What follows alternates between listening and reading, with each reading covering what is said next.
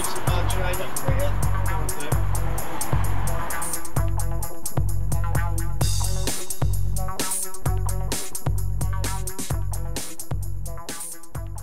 Hi guys, this is John Harris and I'm here with Damian today to do some training in the gym.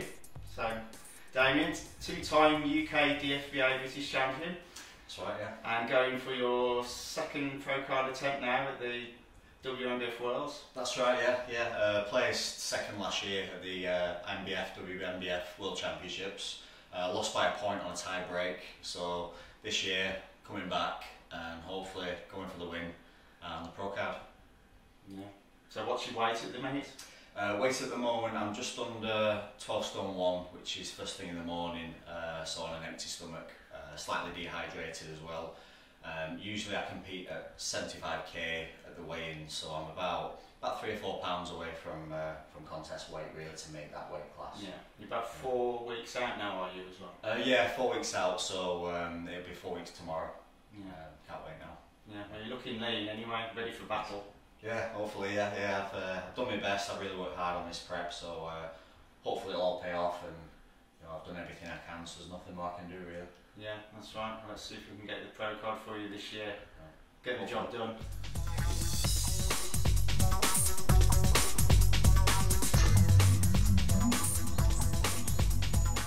So, Damian, tell me a little bit more about your background in the sport. How did you get started?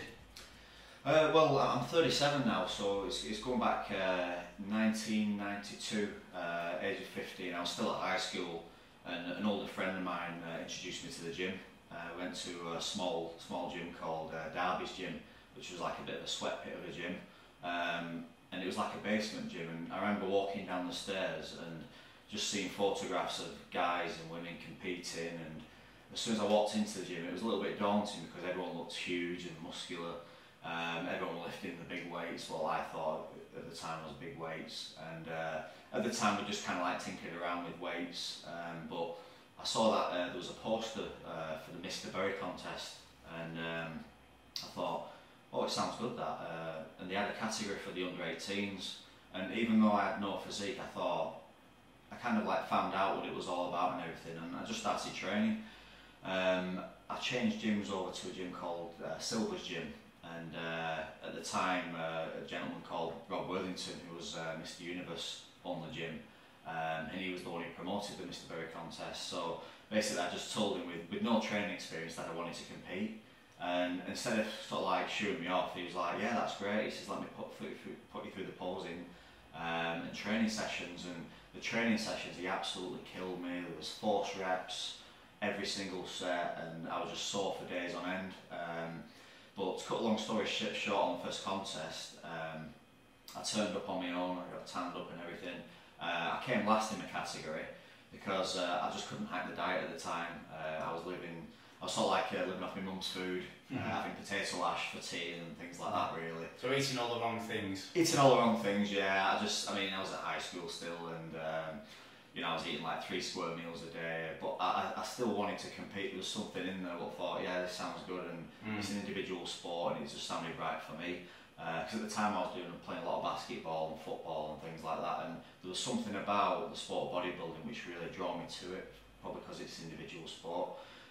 So I competed, came last. My mum actually bought me a trophy afterwards to kind of like soften the blow a little bit.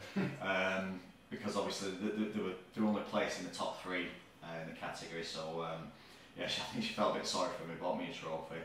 But from then, I just carried on training, learning more and more over the years. I came back in the Mr. Berry the following year, got 3rd, following year got 2nd, because I was still an under 18.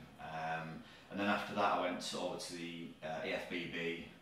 I managed to get 2nd at a qualifier and then place 6th at the British. At the time as well, at the British, the top lineup, there were really big guys, and I'm talking they were big, conditioned. I wasn't that small, but I wasn't conditioned. Yeah. I didn't have the condition or the size. I still couldn't diet properly. My friends will tell you back years ago, I always had cheats every weekend, and I just couldn't hack the diet still. And it showed on stage, so I kind of like, the muscle was coming on, but not quite the condition. So basically the year I finally nailed the diet was a couple of years later, and a federation called the EPF held Mr. Wales show, junior category. Competed in that, and finally I was looking in pretty good condition, and I managed to win that, and I got invited to the Universe in Germany. Competed in that, and again I was up against monsters. These guys from all over the world. I just felt like a little boy in comparison, and from then I kind of got a bit disheartened with it all. I lost a bit of interest, so I still trained, but I lost interest in bodybuilding for quite a number of years. And then it was only in 2007 where a really good friend of mine, my best friend actually, Chris Bolger, he was competing in a WNBF show, and I watched him. As soon as I watched it, I was there at the event, it was just like a light switch, and then I sort of like got the bug then just to come back and get into training for competition again. So I took a full year of trying to grow for competitions, and then it was in 2009 I decided to do the WNBF Northern show as a novice in the men's category, and I approached a guy called Paul Booth, who was my mentor at the time, and I suppose still is. And he basically prepped me for the show, and I learned so much from him as well about what it takes to get in condition and things like that. And in the lineup of 16, I remember winning the class, qualified for the British, and I got second at the British. So I was really pleased with that, and it was a big lineup again. At the time, I think I was 11 stone 2. Yeah. So I was about 71 kilos. So over the years, I just sort of like plugged at it, learned more and more. So in 2011, I won the UK DFBA British, and then last year I won the British again with the UK DFBA, and then after that I got an invite to the Worlds last year. So that's when I called upon your services, John, and I went from being in very good condition at UK to that really hard, grainy sort of condition in the last 6 weeks leading up to the Worlds. And even though my weight didn't change that much, I felt like I brought my best package ever on stage, well, up to then, for last year, which brings us on to this year really. So I've been training hard again. I believe I'm fuller. I'm at a good point condition wise, so again, upon your services again, and hopefully we'll be even better this year. Yeah, well, I mean, that's a fantastic journey, and it just goes to show just how long the journey has been to get to this point today. And I suppose most people in the sport who've reached that high level have had a period of setbacks, failures. They haven't won every single show that they've entered. They've actually lost quite a few, and it's those losses that actually makes you reassess what you need to change in your training and your diet and your off-season plan in order to improve for the next show. Definitely, yeah, absolutely, yeah. Always learning the sport really, and you can never learn enough, and you're always learning about your own body, and things change as the years go on. Diet-wise, what you can get away with eating, in terms of carbs, proteins and fat, cardio, all that sort of thing, and you're forever learning and trying to better yourself each and every outing really. That's right. Your body certainly does change from year to year. What might work last year or 5 years ago to get in shape doesn't always work years ahead, because your metabolism changes, your lifestyle changes, we take on different jobs, we have different activity levels. Of course, yeah. So you have to be able to adapt to that, I think, in order to make the gains. You always try to stay one step ahead and learn how your body works. And the other thing, and you probably relate to this as well, Damian, being a competitive bodybuilder, is during the course of the diet, your body can change as well. Your metabolism can change, you can get faster or slower. So you need to make those subtle changes. Obviously, we've noticed this working together, that what you do on week 1 is not the same thing that you do on week 5, which is different to week 10, and it's making those very small adjustments in training, diet, cardio, in order to keep the weight coming off, whether it's a pound, pound and a half. I mean, we've sort of worked on the basis of losing, I think, £1.5 a week. Yeah, around about that. It started with £1.5, and as I get leaner now, it's sort of like smaller losses, but every week I can see just the condition changing a little bit more. I feel some of my body parts are pretty much ready, and then other body parts, it's just just a little bit more, and all of a sudden you just things start happening each week. And I think the leaner you get as well, when it comes to the last stages in prep, the more changes you see on the physique. I mean, the starting point, just to let you know with the viewers, in total it'll be a 25-week prep. So at the moment I've been dieting for 21 weeks. So I started off at 13 stone 11. I was a bit lighter this year compared to the last off season. Normally I get quite heavy off season, I go to about 14 stone 5, yeah. 14.5 stone. So I purposely stayed a little bit lighter, so I've got less work to do. So at the beginning stage you start seeing things like your belt gets a little bit more looser and things like that, but you still don't see that conditioning until you get really lean, and that's when you see the striations and the vascularity and separations. Right. It's almost week to week, isn't it? You can lose half a pound and yet you see another line come through which wasn't there last week. The changes come through ever so quickly. But you're right, as the diet evolves, you know, the weight loss slows, so you go from losing maybe £1.50 a week down to £1 a week, and as we get right towards the end, it may even completely level off. But that's not to say you can't continue to harden up. In fact, last year, I believe, your weight stayed pretty much the same in the last few weeks, but you just got harder and harder and harder. Yeah, it's amazing how the body works, because I remember dehydrating and making 75k at the UK show, and then I had a day after diet, got back on it again, and then I remember sort of like, it was music to my ears when you said, right, no more cardio. I was like, what? And then we slowly just fed up extra carbs in the diet, and then each week I just started getting that a little bit more grainier and grainier in condition each week. And it was weird because the scales weren't changing much at all, but my condition was, and it's amazing how far you can push your body condition wise once you think you're in good shape, and it's like that little bit of extra time just to get that extra graininess really. Yeah, and that's the key, is starting the diet soon enough, far enough back to enable you to get ready for the show, not for the day of the contest, but actually maybe a fortnight.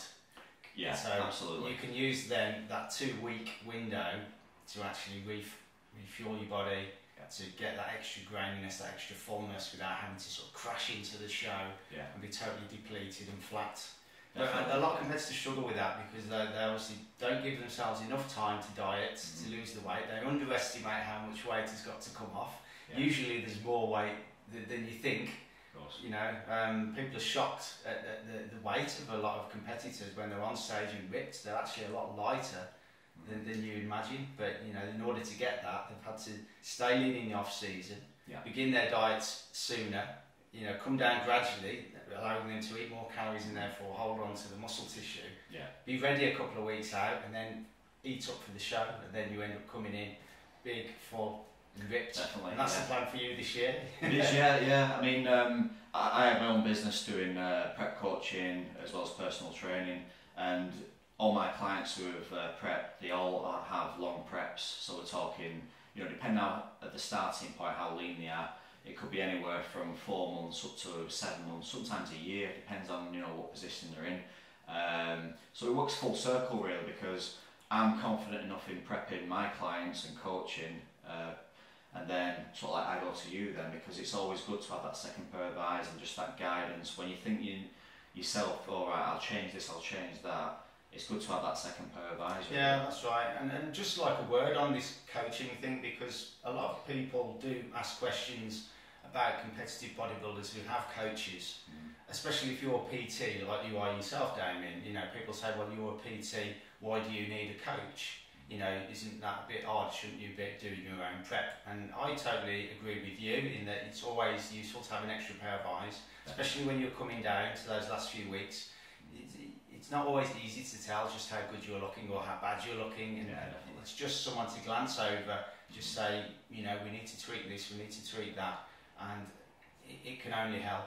I only wish I had a bit more sense when I was competing to have a coach in my corner, and if I was to compete again, that's the first thing I'd do is enlist someone who has got experience in competing, you know, and that can offer something new to the table other than what I know myself, because I've certainly not stopped learning. You know, I'm learning all the time. You never really stop learning in this sport, do you? Definitely, yeah. And you do get coaches out there, and anyone who thinks they know it all, you know, like they don't, because you know, things are still always evolving. What worked 20 years ago, it all changes. And people are different, aren't they? Exactly. I mean, I find when I'm coaching people, you probably find this too, every person's different, and usually in the first few weeks working with a new client, you have to establish how their body works. Yeah. It's a detective game, really. You have to ask questions, you have to understand how they respond to diet, you know, to training, what their lifestyle is, you know, what their calorie input is, outputs, and you know, crunch the numbers and come up with a plan. And it may take a few weeks to actually get them onto a program that's effective. You can't take one program and then apply it to the same person over and over. Exactly, yeah. It is individualised, and sometimes you will get competitors approaching you saying, I've got 8 weeks to the contest, can you prep me? And if they're in a very good position, it's fine. But if they're in a bad position where you think, not quite long enough to get into proper condition, then sometimes you just have to say, well, I can get you in better shape, but you're not necessarily be 100% conditioned. So to me, and obviously for you as well, I think the longer the prep, the better. I mean, what works for some people have different opinions on it. I know Mark Oakes, for example, has shorter preps, but for me personally, it's definitely longer prep and just take your time coming in. Yeah, I agree with that. I think it's horses for courses. Some people struggle with the long prep. You know, they just like to get on with it. You know, they don't want to burn out. They don't want to stay on a program for too many months. You know, just from the sort of mental burnout perspective. But you've got to go at a harder pace, and you've got to stay lean in the off season to make that work. Other people prefer, you know, a longer run in 20 weeks, sometimes more than that. You know, so it really comes down to the individual, but I definitely agree with staying lean off season. Certainly my big wins always came when once I started staying lean. I remember when I was going for my pro card within the WNBF, 2001, 2002, I got quite heavy in the off season and didn't get the win. You know, 2003, that was the year that I stayed within probably 10 to 15 pounds of contest weight. And that was the year that I won the overall sort of pro card, came in bigger and harder than ever before, and that was always the strategy from then on, doing the worlds, not getting heavy in the off season, just letting the gains take care of themselves, not overeating, just eating enough. Yeah. You know, as a natural bodybuilder, you can't really gain any more than a couple of pounds a year max anyway, so there's no point trying to put on 10 pounds of weight and assuming that half of that's going to be muscle, because it just doesn't work like that. Maybe in your first year of training, you might be lucky, you know, and gain a lot, but certainly after the first couple of years, it's small. But having said that, you know, 1-2 pounds of muscle on a natural bodybuilder looks good. You know, it's a visible gain. So, I mean, this year for you, you know, we're talking small sort of weight gain from last year. If we can bring you in 1 or 2 pounds heavier than last year, that's going to be a really noticeable difference. Yeah, and if it's in key areas that we've been working on, you know, I mean, we've been working on certain areas this year. We've been working on your back. You know, we've been working on you know, your shoulders to give you that sort of density, you know, because you're going to be up against some really tough competition at the Worlds, you know, some big guys, and we've just got to make sure all the boxes are ticked, that you come in big, full, hard, posing. We know you can pose well. You know, we're going to sort your tan out. Your tan's always going to be good. You've got the experience there. So I mean, you never know who's going to be there on the day. Yeah, and then we can never guarantee a win, but all we can do is make you as good as we can. Yeah, exactly. So it makes the other competitors' jobs as hard as possible, and let the chips fall where they may, because it's all going to be in the lap of the judges. Yeah, exactly. Yeah. So let's see what happens. Okay. Anyway, should we get down to the gym and do some training? Let's do some training.